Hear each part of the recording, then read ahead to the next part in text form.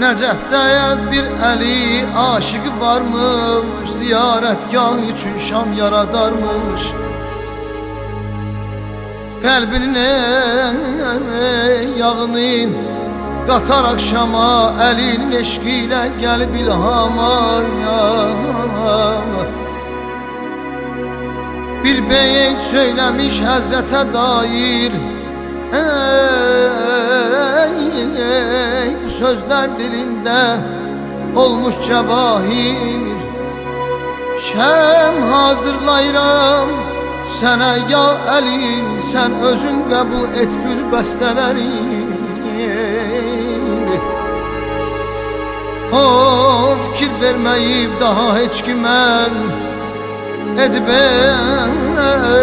bu sözleri daim zümzümə. Gəlib yuxusuna bir xidmətçinin belə əmr eyləyib, sərvər-i diniyəm, şamçıyam, varımdan hədiyyə verin, ona şahə layiq hörmət göstərin. Nəcəf şəhərinəm yayıldı xəbər, möminlər mübarək badə gəldilər. Təbərrükdür deyə əynindən libas,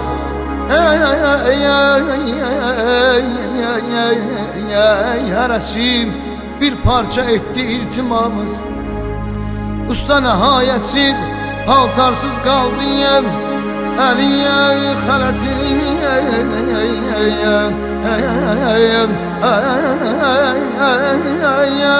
boynuna saldıyım.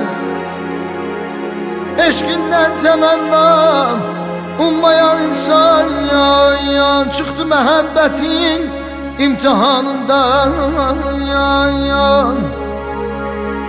Eşitdi ey möcüzi bir ustad şair, bir dastan yarattım Əliyə dair vəsf etdim. Şahın şücayetinim, Allah'a eşkinim, məhəbbətini söz açlıyım, elminden, səxavətindən, Resul-i Əkrəmə sədaqətindən. Dastanı tamamlanıb bitti nəhayət, şair o Mövlanın edib ziyarət oxudun ya Mövlaya, göz dastanını verib sənətkarlıq imtihanını. Mükafat istedi bu zəhmət üçün, əmma hədiyyə alınar məhəbbət üçün. Müqəddəs hərəmdə 40 gecə qaldıyım, göz yaşı tökməkdən rəngi saraldım. Var dövlət istədim, var dövlət istədi şeirinə dair, onu almayanda pərt oldu şair. Dedi ey şöhrəti dillərdə gəzən, qalalar fəth etdin zülfüqarla sən. Gözlərdən oxudun qəlbdən keçənin, fəhminlə ayırdın dostu düşmənin.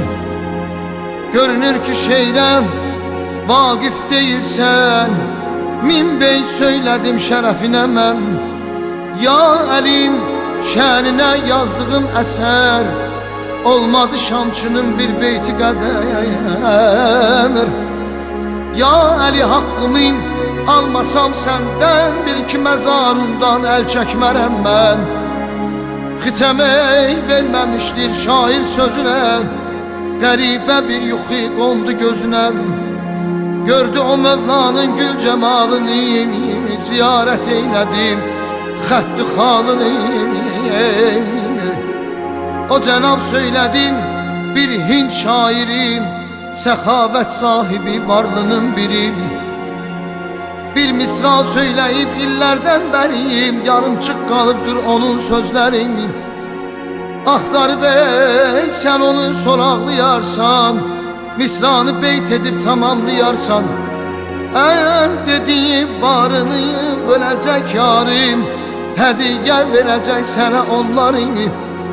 Ayıldı yuxudan şair sevincək, bütün arzuları açdı gül çiçək. Gedib əzrət deyən ünvanı tapdı, beyti tam olmayan insanı tapdı. Ona hali etdi bu vaqiədən, dedi misranı de tamamlayım mən.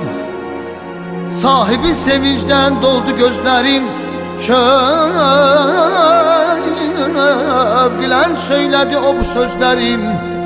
Ya Əlim, ya Əli, sən lütf ilən bir zərrəyə salsan nəzər. Ərəb şairi cavab verir, qalxar asimana o zərrə günəşlə bəhs edər. Beytini tam gördü sevindi şair, qonağa bəxş etdilər cəvahir. Sahibin nə qədər devləti vardı, təm böldü yarsını, şair apardı, şair apardı.